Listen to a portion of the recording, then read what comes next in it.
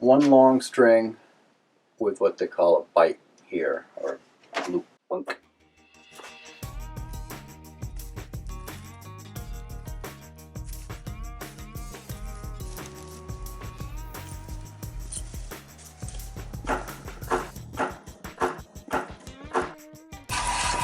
Close enough.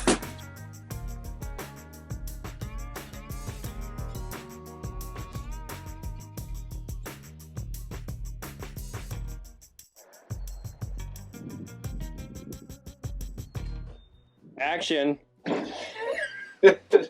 We're back on location with Brian, and today. I'll kind of let Brian explain it because he's the one who knows what he's doing. But we're actually making the string for the longbow. The bow will technically be finished, right? And then all we need is arrows. Yeah. That's what you're doing. What do you? So what I'm doing here now is I've drilled a couple holes in my wall here, and it's where I'm going to string the actual bowstring on. To lay the string out. So all I'm doing right here is making some pegs to drive into the holes in the wall. So. Well, you had my curiosity. I was like, those are some mighty small arrows you're making there. I wasn't going to say that, but I was thinking that.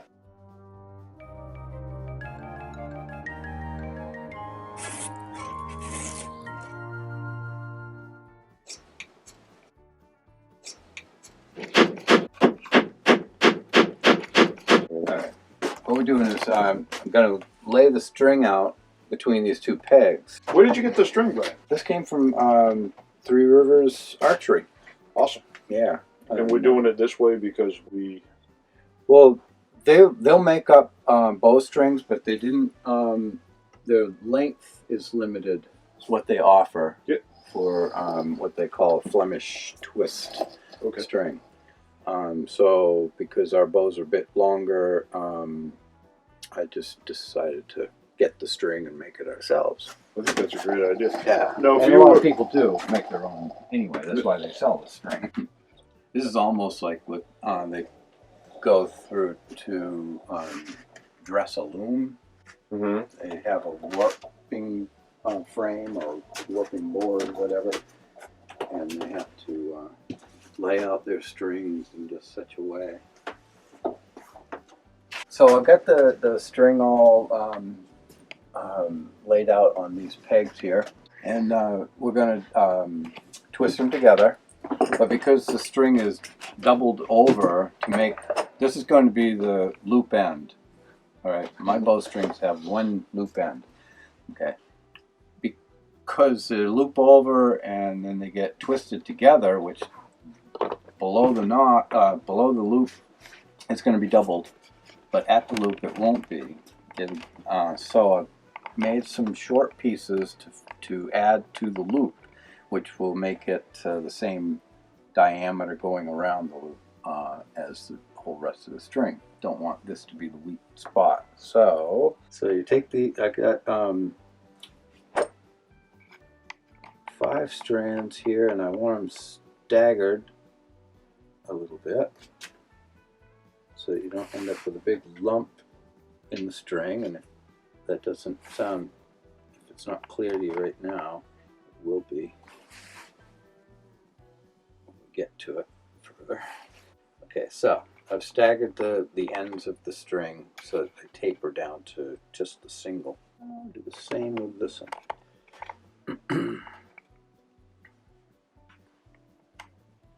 Alright, does that show how it tapers from fairly thick to single strand? Mm-hmm. You'll see why in a minute. Okay, now I'm going to take the string off of the pegs and commence.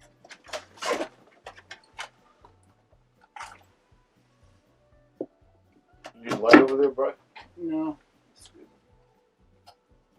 So you cut the ends? I cut this end because this isn't going to be the loop end. See when you want to come out. Thanks, that's good. Okay, one long string with what they call a bite here, or loop.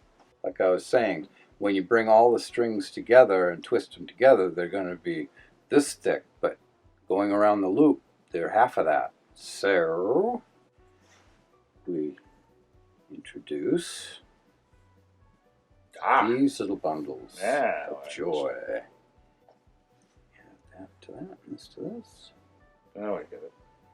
Yeah, so what I'm going to do is you twist and you hold it like that, you twist that and pinch it, and then you can roll that and start making string. Twist and hold, and twist. Now, the loop is the tricky part because you don't want to go too far before you turn it into a loop. Anyway, we've got it all twisted up now, and it came out pretty. Nice color, golden brown. Matches the bow. So we're going to fit it to the bow now, and it fits on there just right. And what I do, I only put a loop on one end of the string because, and you can tie the other end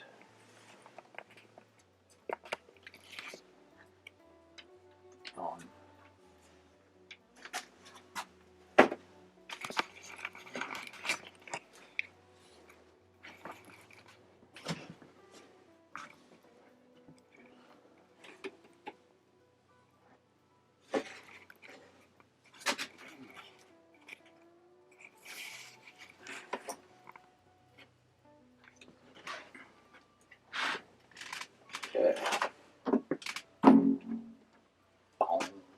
This is a temporary tie. I'm going to tie it differently, but we need to know the length, and that would do it right there.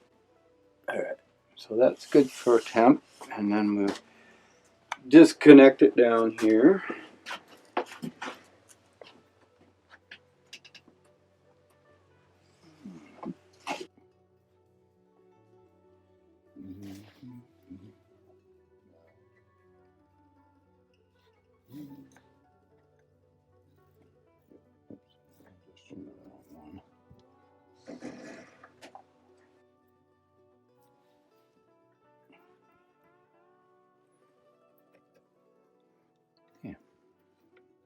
And we'll see if we got it right.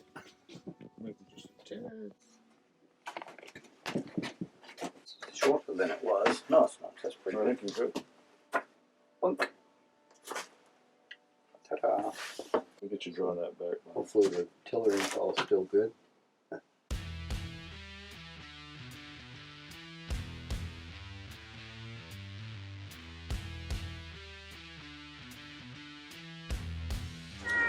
So I'm going to be shooting one of my target arrows here, and it's one I made. The shaft is basswood, and the tip was made out of an M1 carbine casing.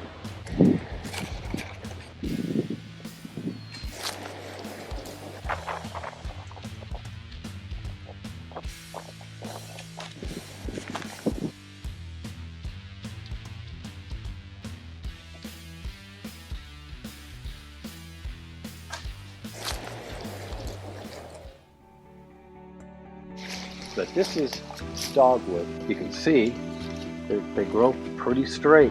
When you see nice flat planes like that on a stone, that should be tough. See, that's already nice and snug.